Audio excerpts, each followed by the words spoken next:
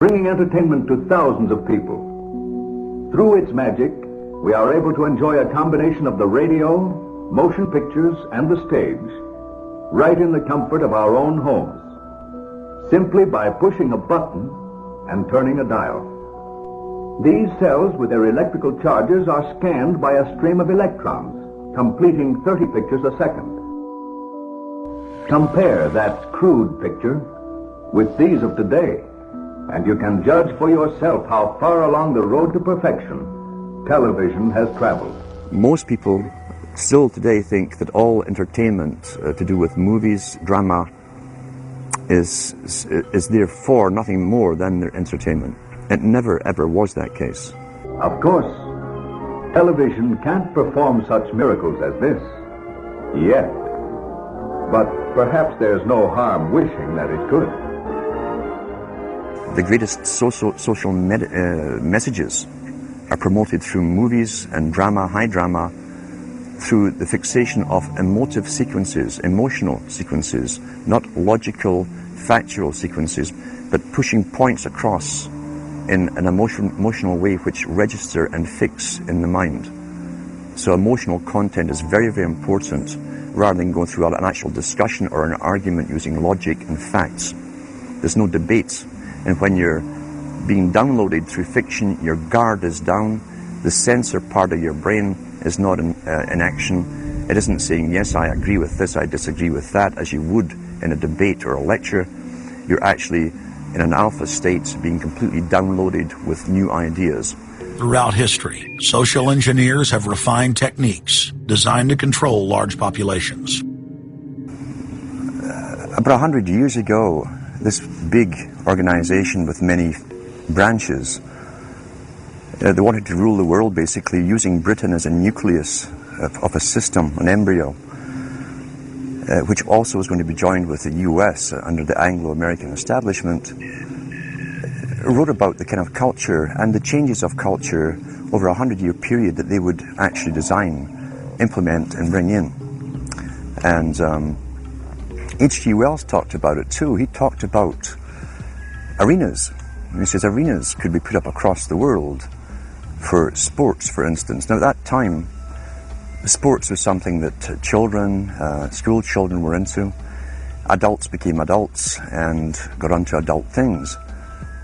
So it was unimaginable at the time that people could actually believe that there was even a need for adult sports and entertainment, never mind having arenas built across the world. But he said we can do this and foist basically a sports culture for the males.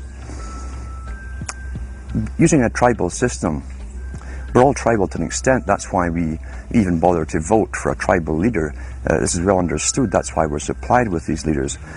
And because the average man was to become more disengaged from his own destiny as the expert class arose, it was decided that the males would get their outlet basically, gradually becoming helpless as males through sports. Therefore they'd have a tribal team they could identify with, they could cheer them on as they were winning.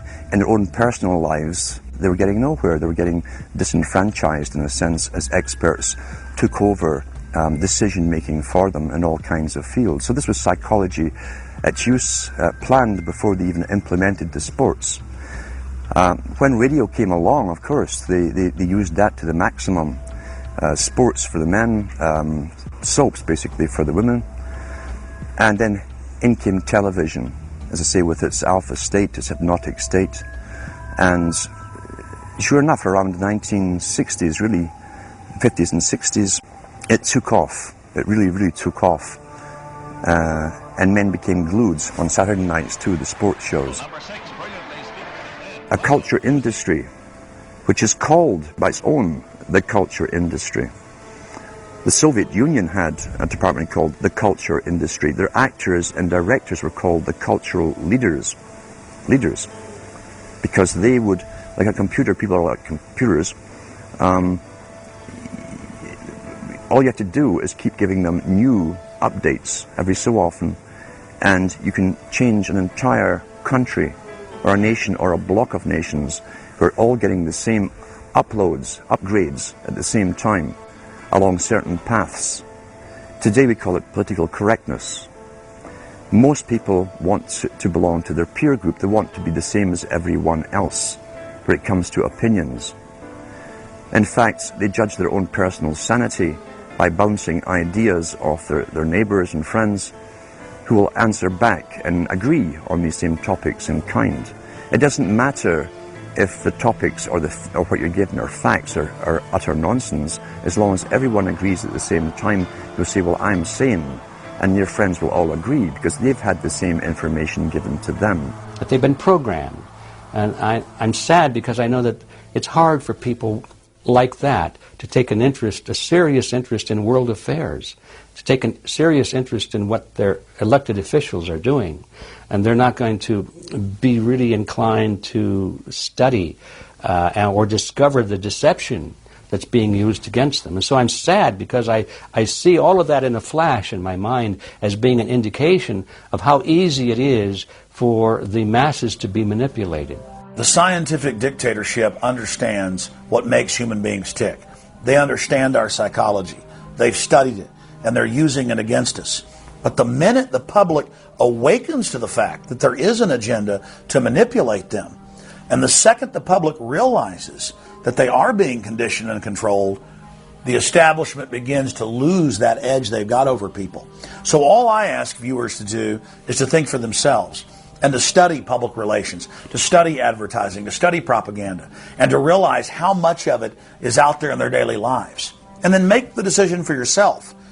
I just want people to think on their own and to not have their decisions and their thoughts and their ideas pre-packaged and basically downloaded into them. If it's on TV and a famous face says something, then it must be true. He doesn't have to show you facts or anything else. You've been brought up with these faces. That's why they keep these guys on television into their 70s and 80s. You've grown up with this father figure who's on television every night at 6 o'clock, in your house, in your room, staring right at you, and he's a father figure. Would he tell you a lie? So you naturally never suspect him. And this same man will lead you through new topics. He'll introduce experts on the topics.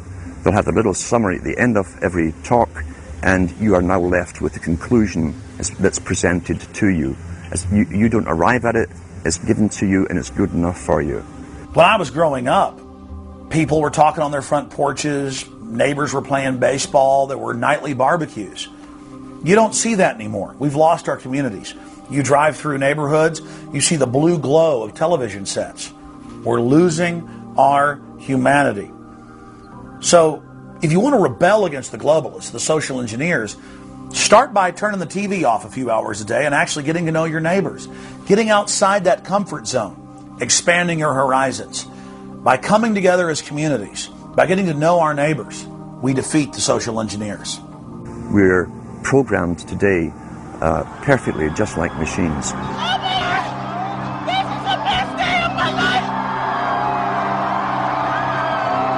We tie this in with the Brzezinski. Brzezinski said in 2 Ages. Now this guy was way up with the NSA.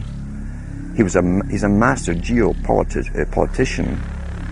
He admits he works in 20, 50-year periods to do with geopolitics in other countries.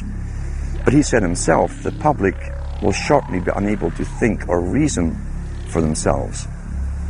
He was meaning by the form of information that was given to them, the type, the formulas that were in use then in the 1970s. He says, eventually they'll be unable to think or reason for themselves. And eventually, he said, they will expect the media to do all their thinking and reasoning for them. Well, that's happened today. That's why people today can't think outside of the programming from television. Zbigniew Brzezinski, Obama's main foreign policy advisor, talks about how a cult of personality can be artificially manufactured to influence the masses. In the first months of my administration, to pull our economy... Oh, goodness. Sorry about that, guys. to pull our economy back from the brink, including the largest and most sweeping economic recovery plan in our nation's history. We're gullible, but we're also willingly gullible. We want a human being, a big daddy, to come along and make everything right for us. And as long as we believe that, we'll always basically get shafted. In addition to John, sorry, I just noticed that I jumped the gun here. Go ahead and move it up. I'd already introduced all you guys. It's the presidential reality show. But when it became an Oprah production, it became slick. You don't have a president, you have an actor. They say that politics is show business for ugly people. You got it. What am I going to tell the president when I tell him his teleprompter is broken? What will he do then? It's Obama's role to front for the international banking syndicate and to take all the heat for their unpopular agenda. It's his job to convince the American people that the buck actually stops at the White House. In Brzezinski's book, Between Two Ages, is that eventually we shall put presidents in who will have personality cults. We shall create massive personality cults for these people through the same techniques as Hollywood has used. Obama is that man today. The globalists, who know that Obama is going to promote their plan, want to make him such a superhero that nobody will question what he's doing. They'll be so preoccupied with who he is, or where he is, or what he's saying, or what he's wearing, or something like that. The idea of making him into a celebrity is very valuable because that way people are less inclined to ask, what is he doing? So that's very useful to these people. Similar plans of social control have been continuously carried out by operatives of the Ford Foundation, who Obama has worked for over the last 30 years. Many of the strategies used to control populations were originally developed by Edward Bernays, who coined the phrase public relations. Bernays said that if you manufacture an authoritative figure who repeats the same messages over and over, that this will appeal to the masses' subconscious desires. Yes, we can. The unwashed masses will helplessly follow the leader and go along with any message they spout. Yes, we can. Yes, we can. We shall overcome. Yes, we can. We will respond with that timeless creed that sums up the spirit of a people. Yes, we can. Thank you. Today, these exact techniques are being used with devastating effect against the general population. Obama is the latest version of 21st century mass mind control. The psych warfare engineers are counting on Obama to finish the plan they began decades ago. Beyond their plans to devastate the economy for global consolidation, a new international framework of draconian law is being constructed to establish a system of neo-feudalistic serfdom. Remember, it was Bill Clinton who gave us NAFTA. And it was Al Gore, the hero of the environmental movement, who was the hatchet man for the Clinton administration to cram NAFTA down the throats of a reluctant Congress. Now, this is a good deal for our country, Larry, and let me explain why. Al Gore, who carried the ball for NAFTA and GATT, is now one of the top standard bearers for the elite's agenda. I didn't interrupt you. Okay, now, guys. Now maybe it just... Is this... NAFTA. Why? Huge numbers of manufacturing jobs left Canada, came into the United States because of a 15% wage differential. We pay our workers less in Canada. Now, when you've got a 7-to-1 wage differential between the United States and Mexico, you will hear the giant sucking sound. No, there's a political lesson, there's a business lesson. Sorry.